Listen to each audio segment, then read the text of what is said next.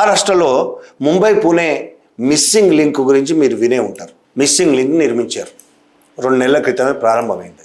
చాలా అద్భుతంగా నిర్మించారు. 7,000 కోట్ల రూపాయలతో ఆ లింక్ నిర్మించారు. దానివల్ల ఒక 25-30 నిమిషాలు ముంబై నుంచి పూణేకి వెళ్ళే సమయం తగ్గుతుంది. చాలా బాగుంది ప్రజల కోసం. ముంబై నుంచి పూణే వెళ్ళే వాళ్ళకు, పూణే నుంచి ముంబై వచ్చే వాళ్ళకి చాలా బాగుంది.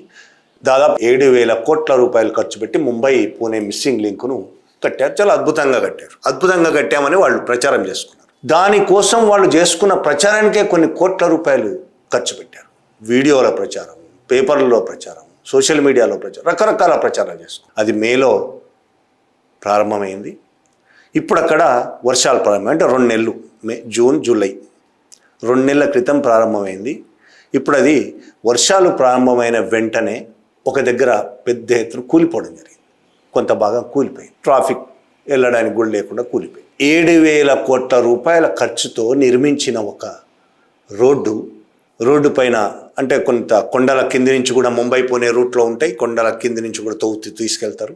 అది కూలిపోవడము, అన్ని వేల కోట్ల రూపాయలు తీసుకొని, ఇది అద్భుతమైన గతాన్ని, అంతకుముందు ఇది ప్రారంభోత్సవం సమయంలో ఈయన ప్రచారం చేశాడు, ముఖ్యమంత్రి, మంత్రులు, ఇది అద్భుతమైన టెక్నాలజీ, కెనడా, డెన్మార్క్, రకరకాల కథలు చెప్పారు.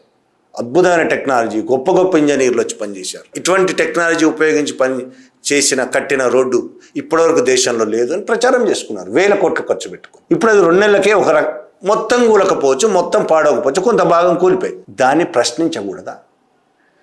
ఇన్ని 1,000 కోట్ల రూపాయలు ఖర్చు పెట్టి చాలా గొప్పగా ప్రచారం చేసుకున్న ఒక రోడ్డు, ఒక అండర్గ్రౌండ్ రోడ్డు కావచ్చు, కొంత భాగం అండర్గ్రౌండ్, లేకపోతే పైనుంచి కొండ లోపల నుంచి తొలిచిన రోడ్డు కూలిపోతే ఎవరు ప్రశ్నించకూడదు.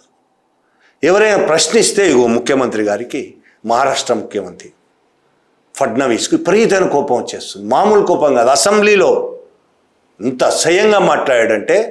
हमारे जयंत राव जी ने सही बात कही, जिनको कुत्ता नहीं पहुंचता वो आजकल सोशल मीडिया पर आकर सबको गाली देते हैं, मुख्यमंत्री को भी गाली देते हैं। ऐसे कुछ भाड़े के टट्टे इस मिसिंग लिंक के बारे में भी पैसा ले लेकर सोशल मीडिया पर लिख रहे थे। उनको भी कह देना चाहता हूं, अगर महाराष्ट्र का अपमान करोगे छोड़ूंगा नहीं।